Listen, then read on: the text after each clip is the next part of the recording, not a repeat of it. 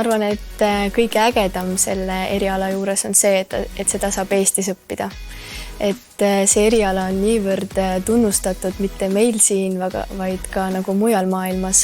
Et see on kõige ägedam, mis saab üldse olla.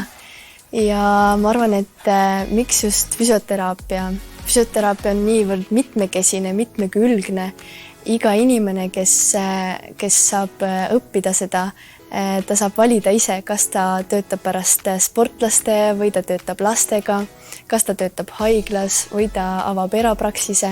Et see eriala on selline hands-on eriala, mis sa pead nagu kätega ka midagi oskama.